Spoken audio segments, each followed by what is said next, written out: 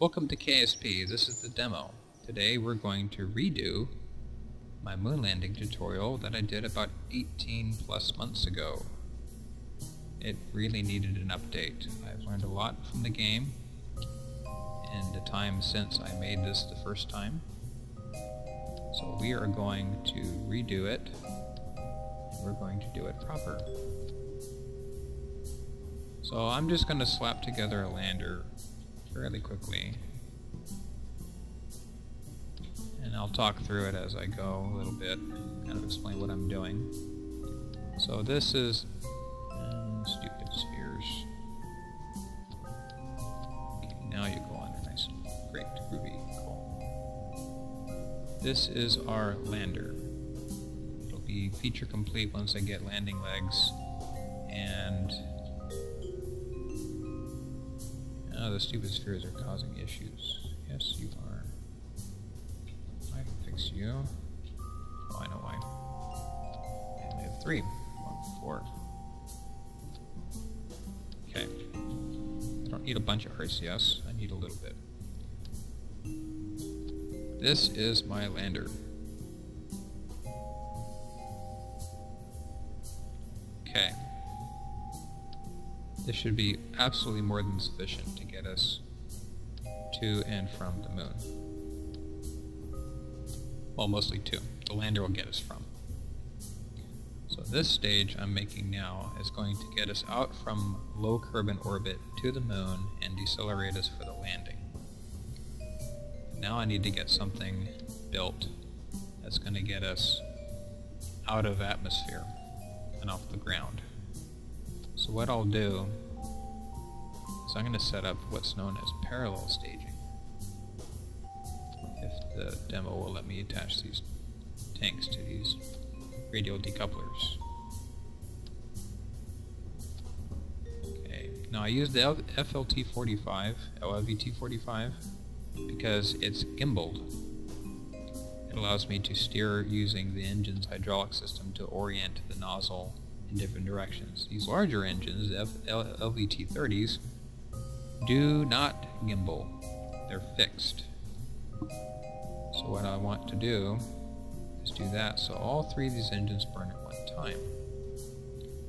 Now, the trick to building stuff and you don't want to repeat the thing is you hold down Alt and then you click on the part you want to duplicate and you suddenly get another part. And you simply got to throw it on your rocket where you want it to go. Like so.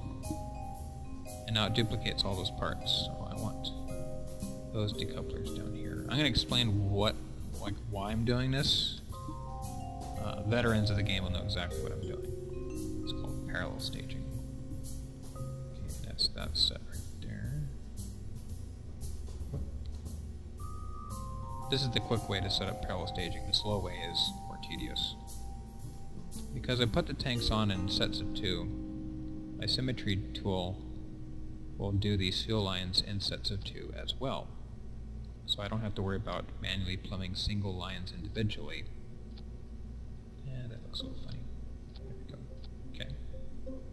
Unfortunately, the struts will not follow the same rule. So I have to go to 6-way symmetry and stick them on like that. That. Presto, bingo bango, we're done. Now I want to help this thing steer while it's in atmosphere. Now because I did 2-way symmetry for the boosters, I have to deal with 2-way symmetry while it's in the VAB like this. Fortunately I can use some of these decorative lines on these side tanks as guidance lines, so the fins look like they're the same height. And in essence, they will be. Now, if I wasn't completely certain that my engine bells are all on the same altitude off the ground, like it looks like they're just a little bit not even, well, I can fix that too. I can use launch stability track stabilizers. I can go like this. And this will make up for any difference in height between the boosters. Now I want to change the height of this rocket so it doesn't look like this big ridiculous altitude above it. So I hold down Shift and click anywhere on the rocket. And now I can use my mouse wheel and scroll down and basically select my altitude. I have the launch clamps and all the engines at one stage, and then my side boosters come off in single stages, and everything's hunky-dory and cool. So this is my moonshot. Moonshot. Save that. And away we go. I don't have to bring science equipment or solar panels or power generation equipment or any other sort of goodies, because this is the demo and it doesn't have a lot of the stuff that we're used to in the full version of the game, but that's okay. So I'll hold down T, and you can see my fins just slightly dancing around a little bit because they're trying to maintain my heading. Shift to raise throttle, and we'll hit spacebar. You'll see the fins begin to dance a little bit more as they try to maintain my heading, which in this case is straight vertical.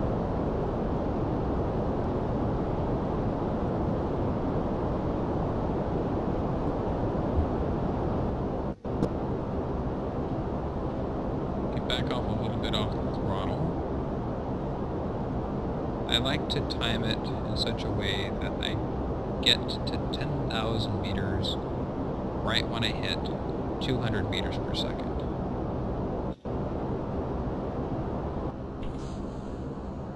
Good.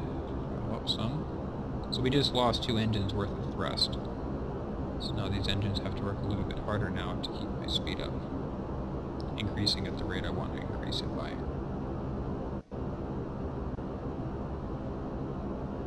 Looks like we're lined up. So the tens digits here lines up with the thousands and hundreds digit here, roughly. If you don't pay attention, it'll run away from you.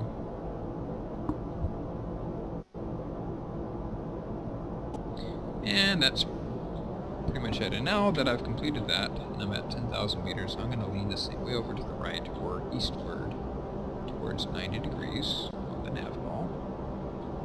Once I'm at the 45-degree azimuth, which is the ring that I'm at now, I will lock it in with T again, and now we will stage. Off those go, all nice and complete and done and everything. And I'm running just my single remaining side boosters and the center stack. Now the center stack fuel has never been depleted because the fuel lines are depleting these tanks both into this engine and, in essence, into this engine. And now I'm going to pretty much ride the prograde marker. Let's check the map. We hit M, bring the map up, and I see my apoapsis is increasing in both time and height. This is good. If your apoapsis time is decreasing, your engine is underpowered. And you have to do steps to correct it. I'm heading directly prograde, and it is progressing away from me, so my engine is nice and overpowered for what I need to do. This is a good thing. The demo requires you to turn SAS off if you want to negotiate a turn. If I try to do a turn now with SAS on, I cannot. I have to disable it and then do my inputs on my WASD cluster and then turn it back on to lock in the heading. The current version of the game, you don't have to worry about that. And now I hit X, I kill my thrust, I'll be 10 kilometers above atmosphere. I still have fuel left in these boosters. Not much, but it's something. The center stack is going to do the rest of the work to get this fully into orbit, because my velocity is about 300 meters per second shy of orbit. Let's press the period key. Let's time accelerate. Oh, my fins. Yeah, let's turn those off. We don't need you guys anymore. Boing, boing.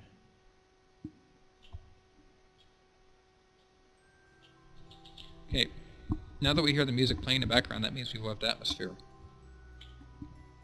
Okay. What I like to do is when I get within about 30 seconds of apoapsis, I will throttle up again. So I can no longer see it. Close enough. Go, go, go.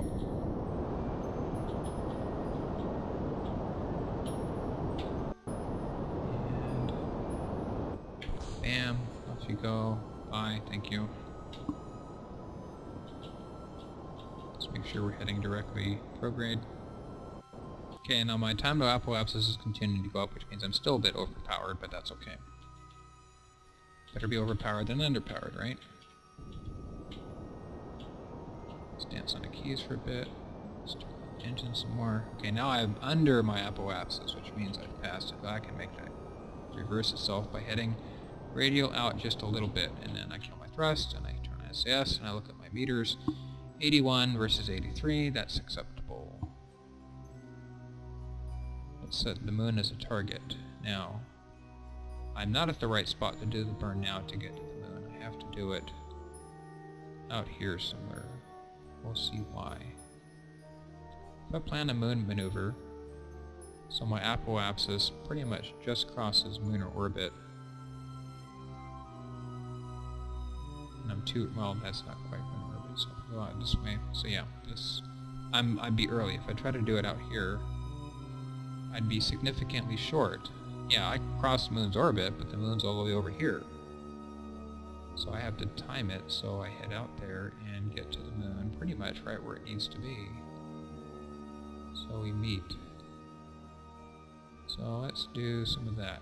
So if you can change your maneuver strength by sliding the node in 2 directions. Generally it's faster to raise it using the 1 slider, so I want to go retrograde a bunch, I go this way. If I want to go prograde a bunch, I go that way.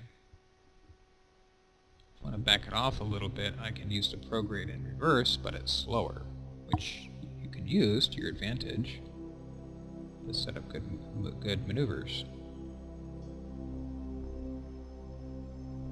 This is with the stock maneuver system.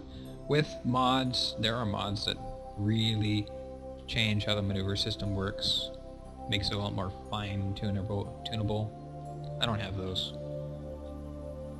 There's one that even overlays it so when you're in your view like this, you see the all the fun nifty stuff on the displays. You don't even have to look at the nav ball to know what you're doing.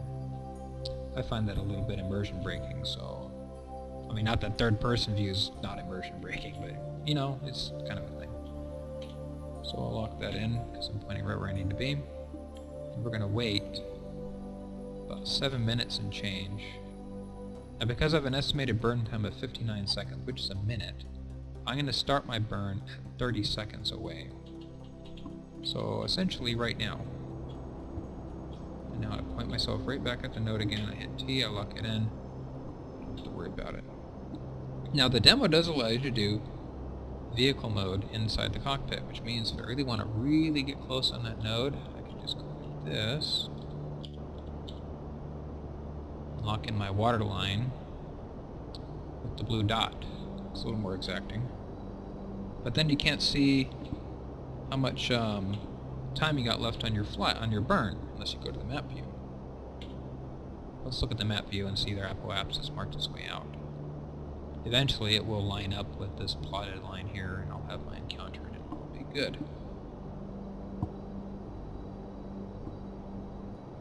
I got my finger over the X key to kill throttle.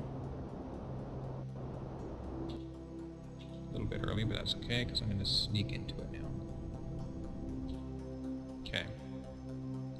Now the current version has a little button here you can click to cancel the node, but in the demo you have to click on it and then click the X and you're done.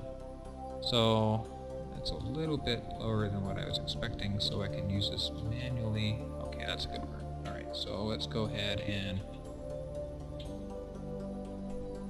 switch our camera mode to orbital, so it looks pretty much how we're used to seeing things, or how I'm used to seeing it in the game anyway.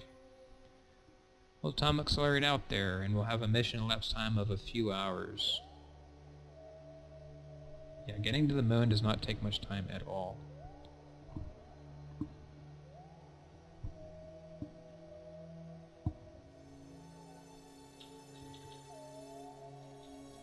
Yeah, it's like 6 hours and change or something. Which is a couple Kerbin days, actually. So once I get close to my periapsis, I'll do a retrograde burn. But I don't need to do it yet. I'm still a minute away. I'll do it right. The best way to change your apoapsis is to burn pretty much right at periapsis. And vice versa. If you want to change your periapsis, burn at apoapsis. If you try to change your periapsis while at periapsis, you're not going to be very effective at doing it. So let's time accelerate closer, because I don't have all day to do this. Neither do you. Lock that in. Burn.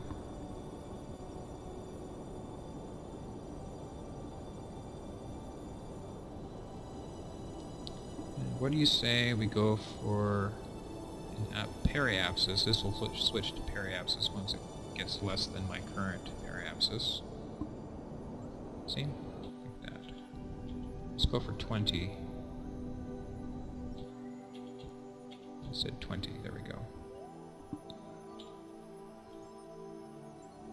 And when I'm at periapsis, I will actually do a burn, and I will attempt to land this within spitting distance of this piece of debris. That's just an added bonus. If I don't do it, oh well, I'll land in this crater somewhere. Okay, so what I'm doing now, is because I was at my apoapsis pointing retrograde, which means if I get to my periapsis, I'd be pointing prograde. So if I'm pointing prograde at apoapsis, I'm pointing retrograde at periapsis. So I have to do the maneuver then. I pretty much, see, I'm pretty much set up for it now. Stab the keyboard a zillion times, even though I only needed to hit it like 3 times, just to have it. Okay, let's go ahead and do our burn now. Let's land.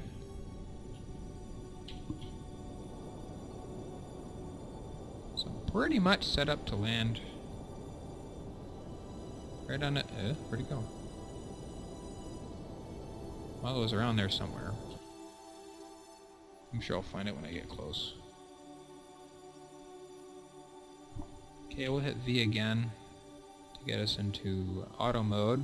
Now I shall roll the spacecraft. You can roll with SAS on, but it wants to put it back where it was. What are you... Okay, it's being silly.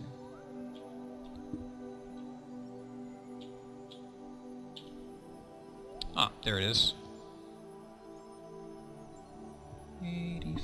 84 kilometers away. So I'm gonna get kinda close to it, because I'm pretty much facing due retrograde. If I look down the axis of the spacecraft, I'll get close. There are some utilities that allow you to select a landing point and say, get me there, and the spacecraft will attempt to land you there. I don't have that tool, and I never will.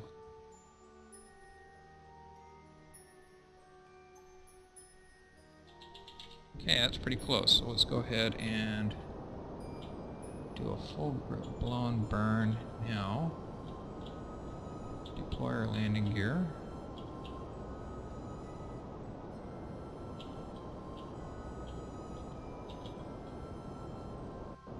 That's not too far away. I'll be within 3 kilometers. Now, because I still have fuel left in the stage, I will keep it for now. So that's not too far away from for being done manually. If that was a rescue lander, like I totally biffed this landing and Jebediah has to walk there, that's a bit of a hike, but not totally unfeasible.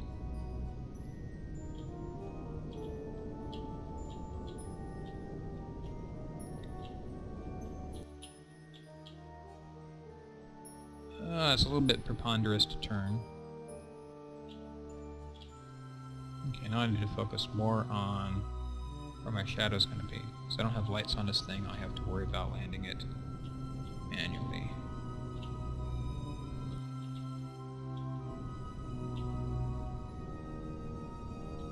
Okay, at a certain point,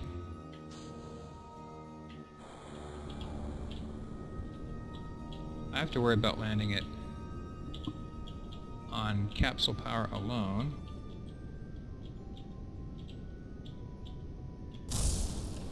Crunch! Any debris there? Nope.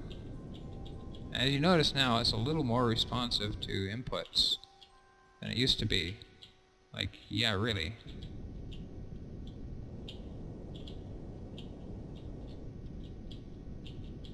It is very, very sensitive on controls now.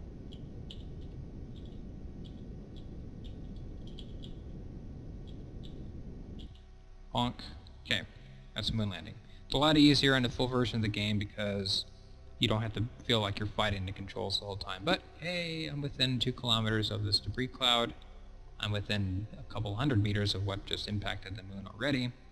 And now we can get out and enjoy the view. I could go over there and take a picture, but I will not. And okay, all I can do is look at my pack fuel levels. I can't actually plant a flag or take surface samples or anything cool like you can do in the full version. Get all that delicious science and money and career and stuff. But that's okay. Alright, so getting home is fairly easy. We're going to go full throttle and we're going to go pretty much 90 degrees again like we did on Kerbin, only I don't have to worry about going up 10,000 meters doing it. I can do it right away. And we can put the gear away now. And now I can watch my boapsis go away from me.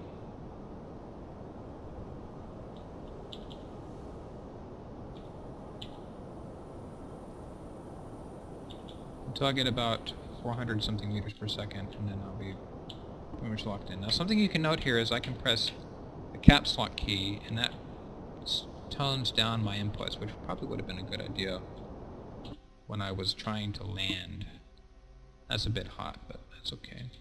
I cannot warp faster than that below 5,000 meters.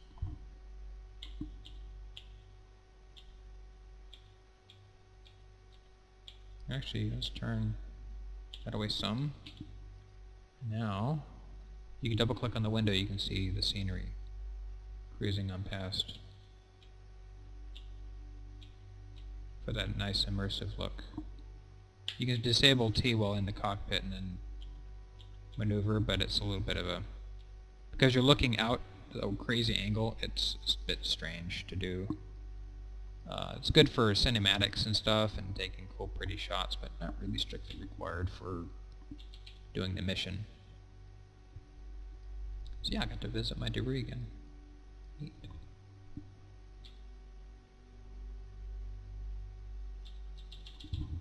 Okay, now we can burn again.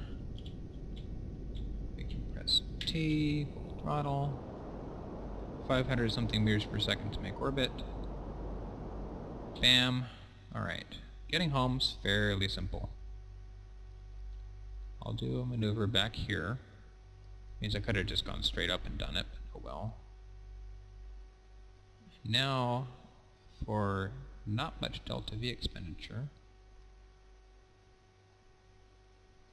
I can get out of the moon's sphere of influence and into kind of a high Kerbin orbit, but not too bad.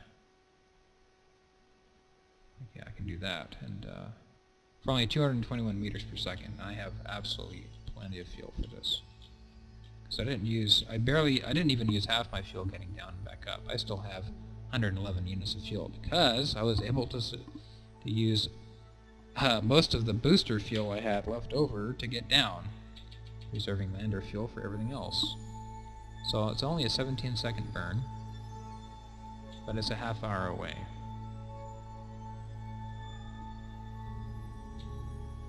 And I cannot time warp any faster.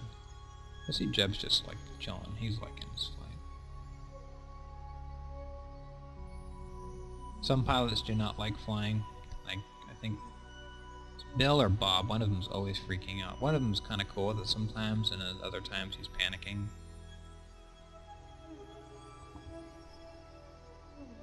Alright, 10 minutes away.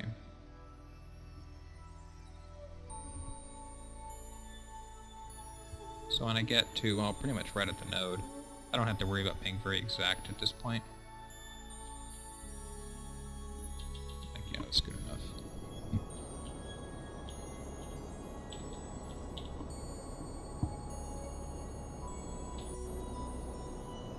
And so you can monitor your maneuver from here just as well.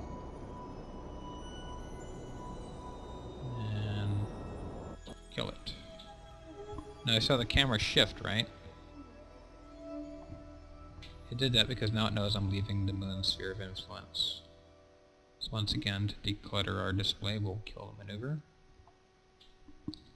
We will time accelerate a whole bunch. The higher we get, the more we can do it. Okay, now I don't want to do maneuver there, I want to do it over here.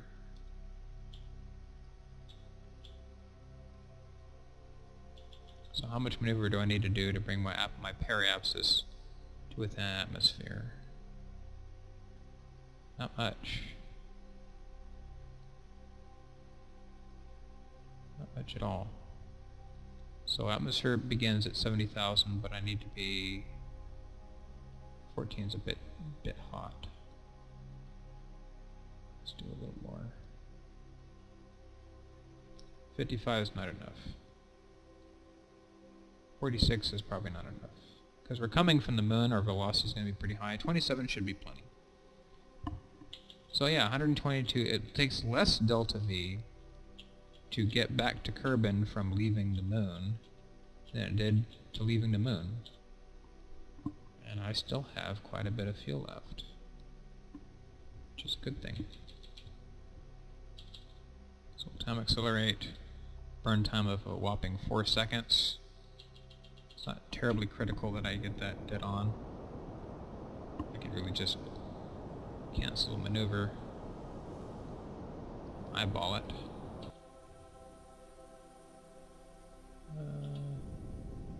Let's do 30 just because. Something I've never really been good at, I still haven't mastered it, is the art of getting right on KSC, the launch complex, from high orbit. I can do it just fine from medium orbit, but not from high orbit. And now we're going to slam into the atmosphere, like so. I will manually deploy the parachute. And it looks like we're going to scrub some speed. Yeah, see, now my apoapsis is killing itself because I'm in atmosphere. And with any luck, we will avoid this landmass and we will plop down into the ocean somewhere. But we might actually manage to hit one of these little islands or this little peninsula thing here or something. We'll see. Now, because this is the demo, we don't get the cool re-entry effects or the speed lines or anything else cool and fancy. We just get strict, boring slowing down. Let's go back to auto. Really? It hasn't transitioned yet? Alright, yeah, see, now my periapsis is like dead at this point.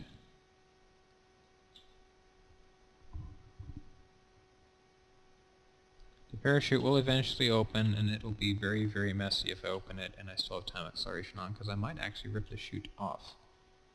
And I don't have the confidence that that little itty-bitty LV909 engine is going to have enough thrust to cancel me out and bring me to a nice gentle stop. So what do we say we lock that in and use capsule torque? So yeah, it looks like we're going to go for a water landing today. Now I can kill capsule torque, because now the parachute is this big drag force. And now it's using the capsule's nose as a lever arm to keep the capsule pointing one direction.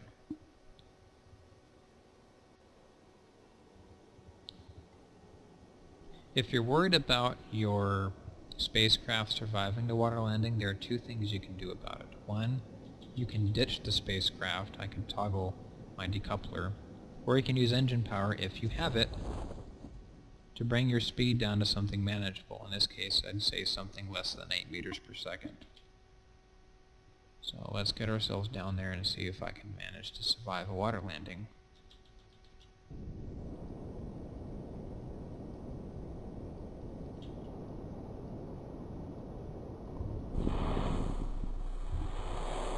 Right, and now we slowly flop over.